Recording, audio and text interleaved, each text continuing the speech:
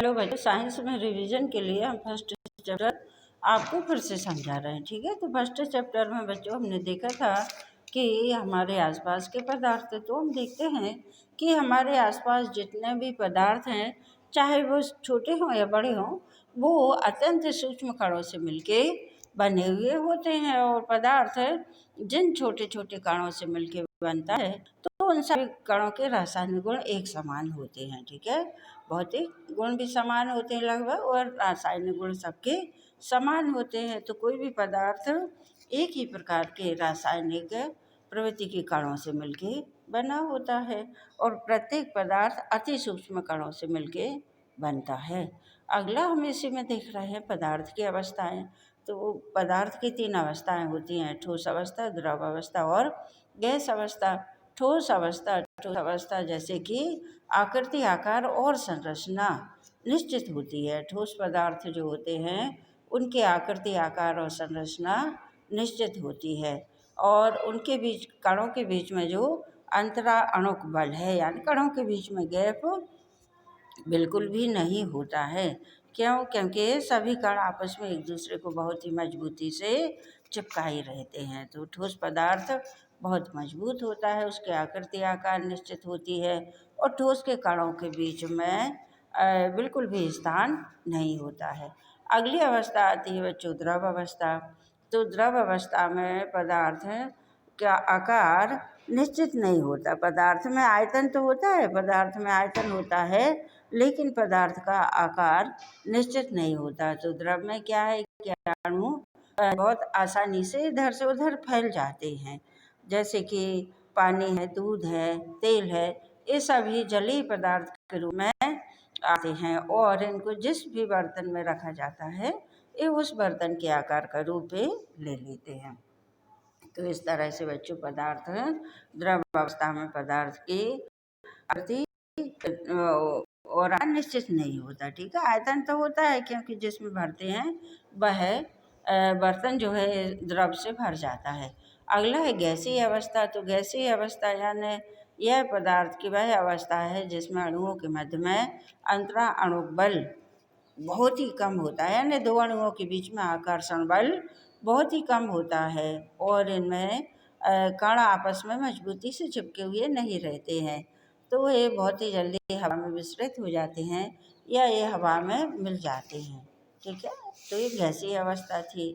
तो गैस अवस्था जो होती है वो पदार्थ की तीसरी अवस्था है, और इसमें गैस बहुत जल्दी से विसरित हो जाती है, वायुमंडल में ये मिल जाती है। ठीक है, अगला हम देख रहे हैं क्या पदार्थ अपनी अवस्था को बदल सकता है। कोई भी पदार्थ है वह अपनी अवस्था को बदल सकता है क्या? तो हाँ बच्चों, इसका उत्तर है कि पदार्थ अपनी अवस्था को बदल सकते हैं। हम कैसे बदल सकते हैं? पदार्थ के कणों को अगर तापमान दिया जाए, यानी पदार्थ को गर्म किया जाए, तो पदार्थ के कण जो हैं उनकी गतिज अवस्था बढ़ जाती है, यानी पदार्थ के कणों की गति बहुत ही तेज हो जाती है।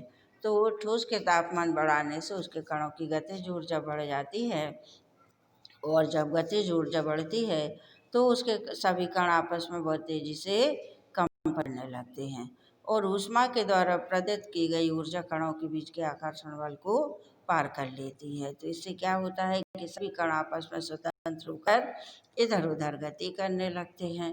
ठीक है, अब गलनांक, पदार्थ का गलनांक के बारे में हम देख रहे हैं कि जिस ताप पर ठोस पिघलकर द्रव बन जाता है वह पदार्थ का गलनांक कहलाता है। यानी ठोस जब द्रव में बदलता है तो उसे पदार्थ का गलनांक कहते हैं। और अगला है क्वथनांक। तो कोई भी पदार्थ जब वाष्प में बदलता है तो उसे क्वथनांक कहा जाता है। तो जैसे पानी के एग्जाम्पल से लिया जाता है कि पानी का गलनांक होता है 0°C, यानी ठोस यानी बर्फ जब पिघल के द्रव में बदलता है तो वह 0°C। और पानी का क्वथनांक यानी कोई पदार्थ जब उबल के वाष्प में परिवर्तित होने लगता है तो उसे क्वथनांक कहा जाता है। तो पदार्थ का क्वथनांक 100°C माना जाता है। ठीक है, अगला है, पहला हमने देखा बच्चों दाब परिवर्तन का प्रभाव, दूसरा हम देख रहे हैं दाब परिवर्तन का। पहला था ताप का, दूसरा हम देख रहे हैं दाब परिवर्तन का प्रभाव। तो दबाने से या संपीड़ित करने से वस्तु के आकार में जो है परिवर्तन किया जा सकता है। जैसे कि आप जानते हो कि आपके घरों में जो गैस के सिलेंडर आते हैं, तो सिलेंडर में जो गैस भरी होती है वह गैस रूप में नहीं होती, उसको दबा दबा के संपीड़ित करके, गैस के लिए संपीड़ित करके उसे द्रव में बदला जाता है।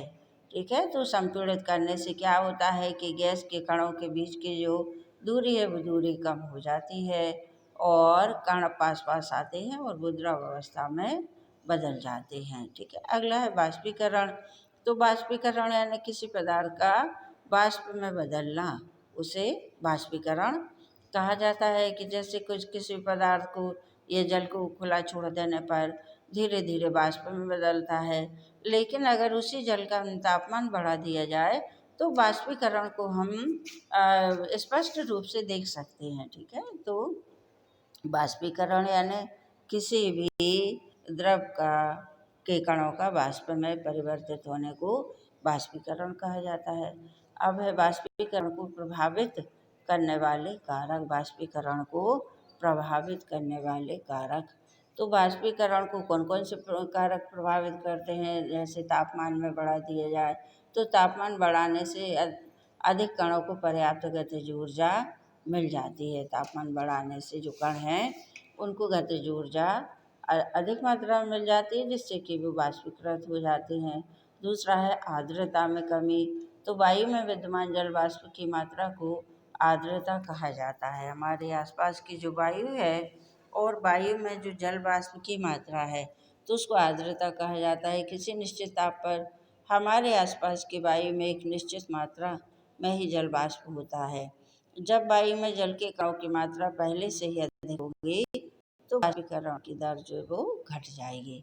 अगला है वायु की गति में वृद्धि। तो हम जानते हैं कि तेज वायु में कपड़े बहुत जल्दी सूख जाते हैं। क्यों सूख जाते हैं? क्योंकि वायु की गति बढ़ाने से बाष्पीकरण की दर को भी बढ़ाया जा सकता है। अगला है बाष्पीकरण के कारण शीतलता कैसे महसूस होती है। तो बाष्पीकरण के कारण यानी देखा है कि नाखून पॉलिश हटाने वाला जो रिमूवर होता है तो उसको अपन ने हथेली पे रखा, तो हथेली पे रखने के कुछ देर बाद ही वह बाष्पीकृत हो जाता है। अब वो बाष्पीकृत कैसे हुआ? उसने हमारी हथेली से ऊर्जा ले ली। हमारे शरीर का जो तापमान है तो हमारी हथेली के तापमान से उसने ऊर्जा ले ली एसीटोन ने और वो बाष्पीकृत हो गया। और बाष्पीकृत होने के बाद हम अपनी हथेली को ठंडा महसूस करते हैं। तो ऊर्जा उसने एसीटोन ने ले ली बाष्पीकृत होने के लिए और इससे हमारी हथेली कुछ देर के लिए हमें ठंडी महसूस होती है। अगला है गर्मियों में हमें सूती कपड़े क्यों पहनना चाहिए। तो गर्मियों में हमारे आसपास की जो वायु है वो शुष्क होती है, सूखी, आर्द्रता नहीं होती गर्मियों में। तो वायु जो शुष्क या सूखी होती है वो क्या करती है? हमारे कपड़ों के पानी को जल्दी ही बाष्पीकृत कर देती है गर्मियों में, इसलिए हमारे कपड़े बहुत जल्दी सूख जाते हैं। ठीक है बच्चों, अब ऐसे जैसे कुछ क्वेश्चन है, गर्म में शुष्क दिनों में कूलर अधिक ठंडा क्यों करता है। तो कूलर क्या करता है? गर्मियों में हम कूलर के सामने बैठते हैं तो कूलर की हवा हमें बहुत ठंडी लगती है। क्यों लगती है? क्योंकि कूलर हमको ठंडक पहुंचाने के लिए अपने आसपास से ऊष्मा लेता है और उसको पानी में के साथ वो उसको परिवर्तित करके हमको ठंडी हवा प्रदान करता है। तो आसपास की ऊष्मा लेता है, इसलिए हमें अपने आसपास ठंडक या कूलर की हवा ठंडी लगती है। अगला क्वेश्चन है गर्मियों में घड़े का जल ठंडा क्यों होता है। तो गर्मियों में क्या होता है कि गर्मियों में घड़े का जल, क्योंकि घड़ा जो बना होता है तो बारीक छिद्र कणों से वह बना होता है और इसीलिए उसमें क्या होता है कि बाहर की हवा अंदर बाहर प्रवेश करती रहती है।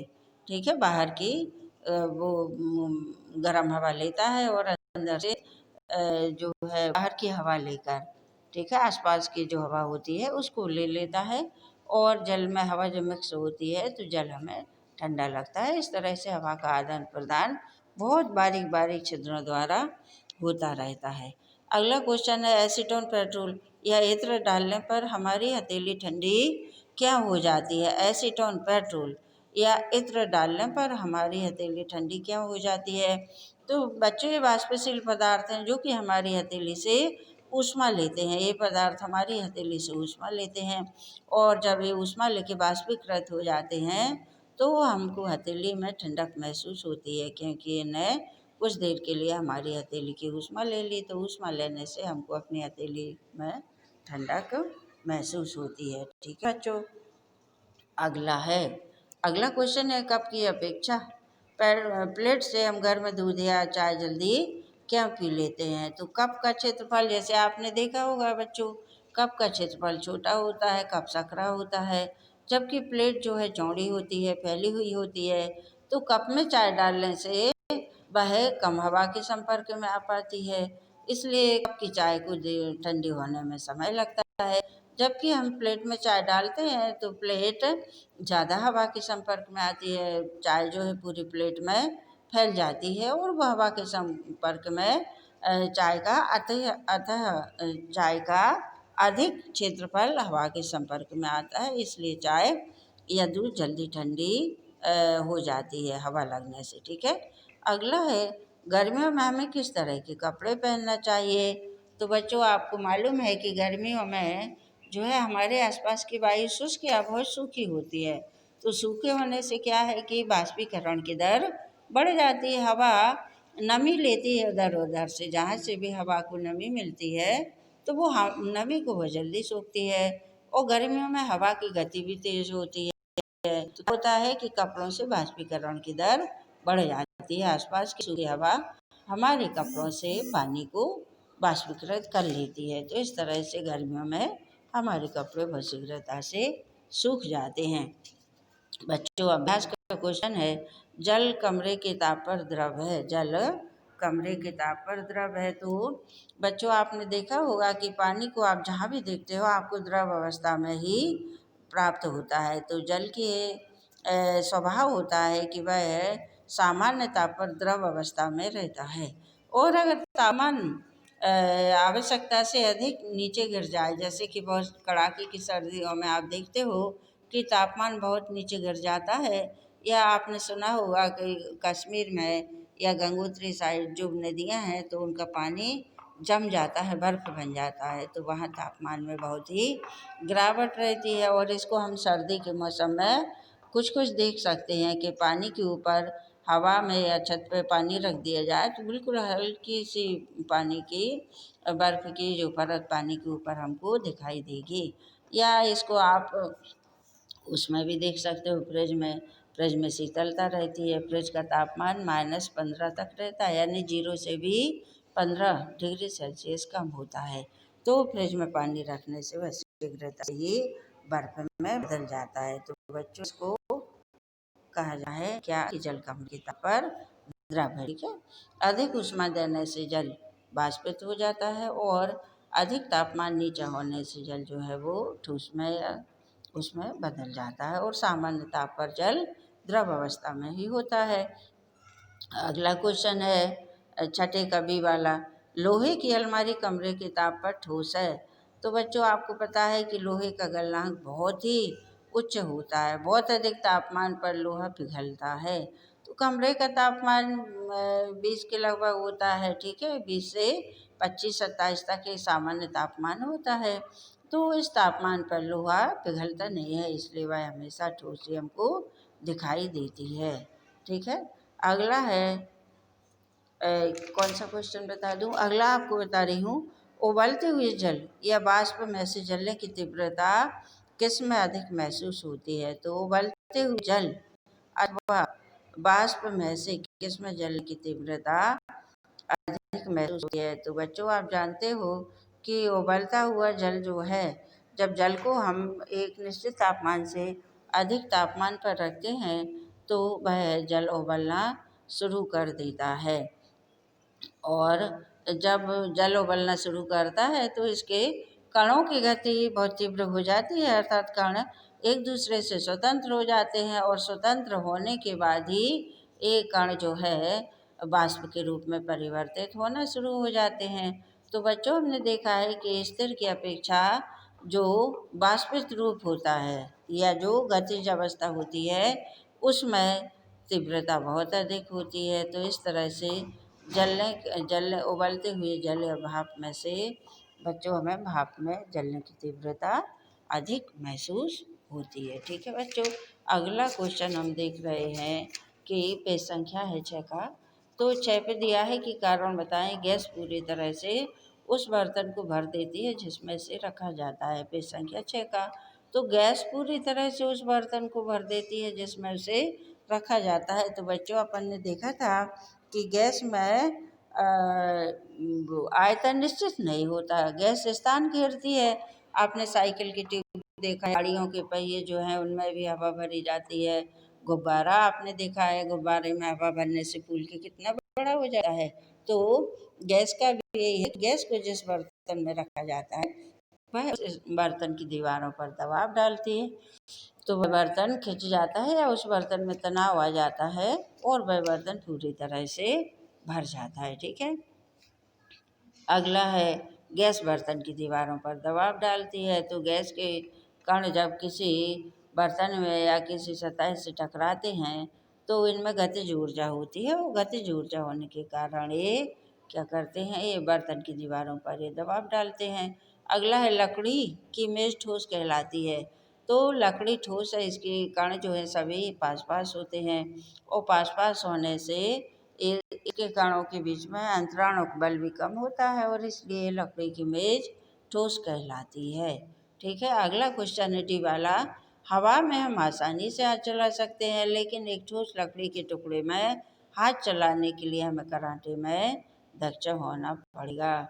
हम हवा में आसानी से हाथ क्यों चला सकते हैं, क्योंकि हवा के कण दूर दूर होते हैं, तो हम हवा में आसानी से हाथ इधर उधर चला सकते हैं। लेकिन लकड़ी जो है वो ठोस होती है और उसके सभी कण मजबूती से एक दूसरे से चिपके हुए रहते हैं।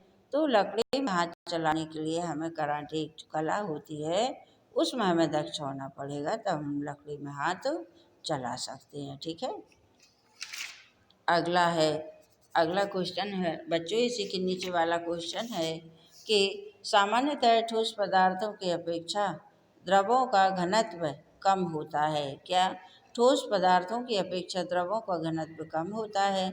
लेकिन आपने बर्फ के टुकड़े को जल में तैरते हुए देखा होगा। पता लगाइए ऐसा क्यों होता है। ठीक है, तो ठोस पदार्थों की अपेक्षा द्रवों का घनत्व कम होता है। ठोस पदार्थों को आपने देखा है कि उनके कण बहुत पास पास रहते हैं, जबकि द्रव के कणों के बीच में आकर्षण बल कम होता है। ठोस की अपेक्षा आकर्षण बल तो होता है, लेकिन इनमें ठोस की अपेक्षा कम होता है। तो बच्चों आपने देखा होगा कि ठोस पदार्थ जमीन पर गिरते ही पूरे में द्रव पदार्थ जो होते हैं वो जमीन पर गिरते ही फैल जाते हैं, जबकि ठोस पदार्थ जमीन पर गिरने या रखे रहने के बाद भी फैलते अपने आप बिखरते नहीं हैं, क्योंकि इनके कण मजबूती से चिपके रहते हैं। तो यहाँ एक क्वेश्चन ये पूछना चाह रहे हैं आपसे कि आपने बर्फ के टुकड़े को जल में तैरते देखा होगा। पता लगाइए ऐसा क्या होता है। बर्फ ठोस है, ठीक है, पानी से ही बना हुआ है, बर्फ ठोस है, लेकिन जल जल जो है द्रव अवस्था में होता है। तो एक ठोस को द्रव के ऊपर तैरते देखा है, तो इससे बच्चों हम ये बता सकते हैं कि द्रव का घनत्व जो है बर्फ के घनत्व से अधिक होता है और बर्फ जितना आयतन का पानी हटाता है, जितने आयतन का पानी हटाता है तो उसका वजन पानी के वजन से कम होता है। आपको ये मालूम होगा कि हल्की वस्तु पानी पर तैरती है और जो भारी वस्तु होती है वह पानी में डूब जाती है, क्योंकि अपने वजन से कम पानी ये हटा पाती है, तो इसलिए ये डूबती जाती है। ठीक है, और जो हल्की वस्तु होती है, हल्की वस्तु का वजन कम होता है, तो इस तरह से बर्फ जो है वो पानी पर तैरता रहता है। पानी जिस वस्तु का घनत्व पानी के घनत्व से कम होगा, जिस वस्तु का घनत्व पानी के घनत्व से कम होगा वह वस्तु पानी से हल्की कहलाएगी, तो वो पानी पर तैरेगी। और जिस वस्तु का घनत्व पानी के घनत्व से अधिक होगा वह वस्तु पानी से भारी होगी, तो वह पानी में डूब जाएगी या पानी की निचली सतह तक पहुंच जाएगी। ठीक है बच्चों। अगला क्वेश्चन है पेज संख्या 4 का कि स्विमिंग पूल में गोताखोर पानी काट पाता है, इसमें पदार्थ का कौन सा गुण प्रेक्षित होता है। क्या स्विमिंग पूल में गोताखोर जो होता है वह पानी को काट पाता है, इसमें पदार्थ का कौन सा गुण प्रेक्षित होता है। तो स्विमिंग पूल में क्या करता है गोताखोर, पानी को अपने हाथों से पानी की धार को काट देता है। क्यों काट देता है, क्योंकि पानी के कणों के बीच में आकर्षण बल कम होता है, वो आसानी से वो उनको हम कई भागों में बांट सकते हैं। अगर हमारे हाथ का आकर्षण बल है या हमने तेजी से या अधिक ताकत से पानी में हाथ लगाए तो पानी इधर उधर जो है कुछ समय के लिए पानी के कण इधर उधर बिखर जाते हैं। तो इस तरह से पानी के कणों के मध्य आकर्षण बल कम होता है और वो मजबूती से एक दूसरे से चिपके हुए नहीं रहते हैं, इसलिए गोताखोर पानी को काट लेता है और वह आगे तैरता हुआ चला जाता है। ठीक है बच्चों। तो ये था हमारा साइंस का, और अब आगे कल हम देखेंगे बच्चों चैप्टर 2। ठीक है।